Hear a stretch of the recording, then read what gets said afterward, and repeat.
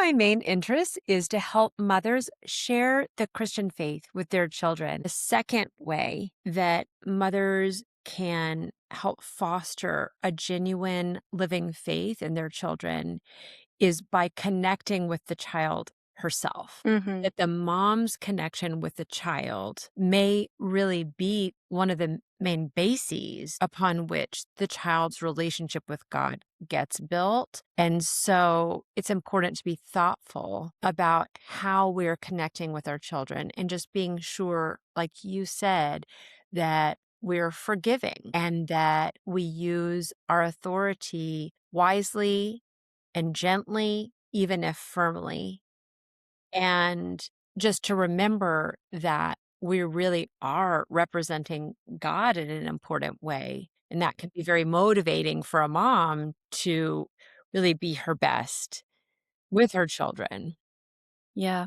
I think you've talked about this in past videos, but you had highlighted the fact that if you meet your child with unconditional love, forgiveness, mercy, you're actually allowing that child to be met with God himself as well. And so like you as a mother not only like echo any sort of Trinitarian love, but you're actually enabling your child to experience him. And from my perspective, I think that it's something that can add a lot of meaning to the beauty of being a mom and that it can help take away from the more negative struggles that you can go through that Mhm. it's like, oh, I have such an important, beautiful gift that I get to try to emulate God so that they can experience God like through me. I just want to bring up the gender issue since it's just come up. You were saying that our relationship, a mom's relationship with her children, can be the basis of her children's view of God. And so it does stir up for me just the gender question about God. And I'm wondering, as a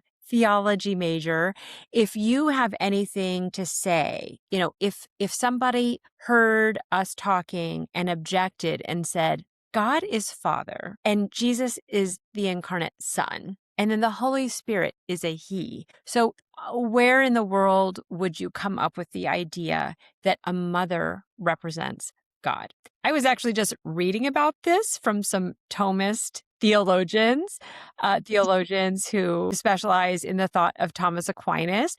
But I'm very curious how you, as a young woman, would articulate that. Well, I would say as a beginner theologian that I think God surpasses our nature. And so when we are restricted by language, that's one of the first most basic answers is that we only can say so much about God because he surpasses even the level of which we can understand, much less speak about and put into words. But God's nature actually incorporates different aspects of both genders to where he does have very fatherly or masculine traits, but he also is a creator and he is a nurturer and he heals us and he feeds us with his own body and flesh.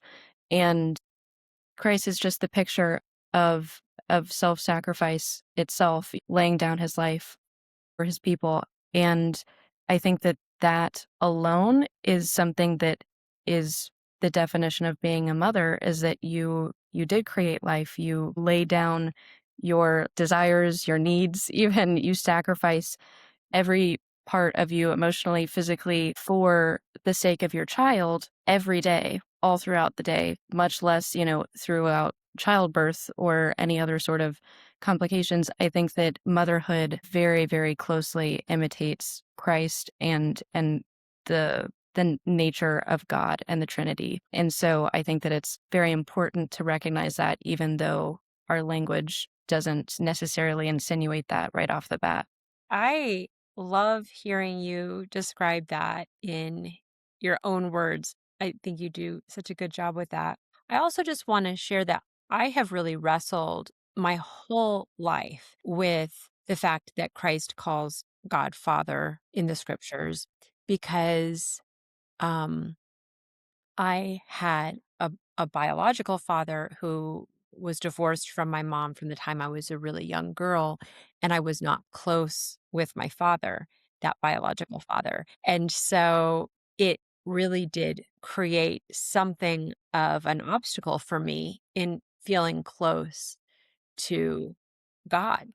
And it's something that I really had to work to do to differentiate God the Father from my biological father. I do love my biological father and understand and forgive. And we actually became very close when I was an adult. So I have nothing but positive to say about him. But it's just a fact that as a girl, I was not close to him. And that just impacted my faith. I have really looked into this. I've both read about it and I've just prayed about it a lot. And what I've become really clear about is that God is beyond gender. Mhm. God is not a man and God is not a woman, and God is not male and God is not female. God is above both masculinity and femininity. And in Genesis 1:26, it says that God created man, male and female, he created them. Gender is the particular way that the individuals of the human nature are manifested, right? There is no human, it's male human and female human. But in God, that's not the case. God is transcends that Mhm. division or distinction. And that distinction is a function of creation. So it Mm. just doesn't apply. It just doesn't obtain when we talk about God or in God himself. Yeah. So I've been really deliberate about reminding myself that both masculinity and femininity ultimately come from God. And that means that both fatherhood and motherhood come from God. And some of the most respectable Catholic theologians have really affirmed that. You can find the basis for it in the thought of Thomas Aquinas, among other great doctors of the church. And there's a great Thomist scholar that's alive today named Gilles Emery, and he's in Switzerland, and he's written wonderful books on the Trinity, and he's a very faithful Dominican priest, and he talks about how both motherhood and fatherhood come from God the Father. And so why do we call God the Father only the Father, and that as Catholics, we don't call God mother, even though motherhood also Mhm. comes from God the Father in particular. And the reason is simply out of respect for Christ, that that was how he spoke.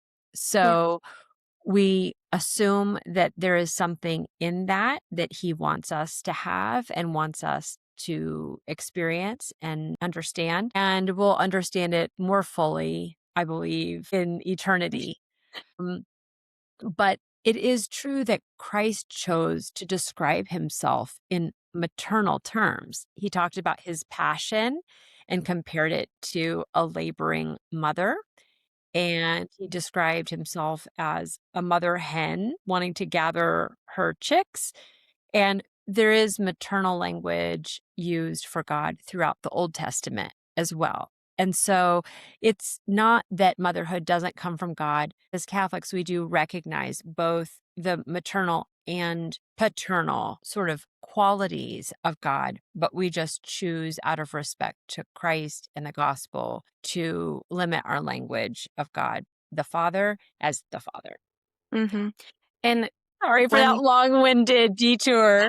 No, no, no, it was really helpful. I think that, as you had said, that God is above gender and he created both male and female in his image. It's something that's really beautiful that he created us in his image as different parts that were also very communal inherently. So one of the beautiful things about the sacrament of marriage is that you come together and you become one and you become a closer imitation of God's nature.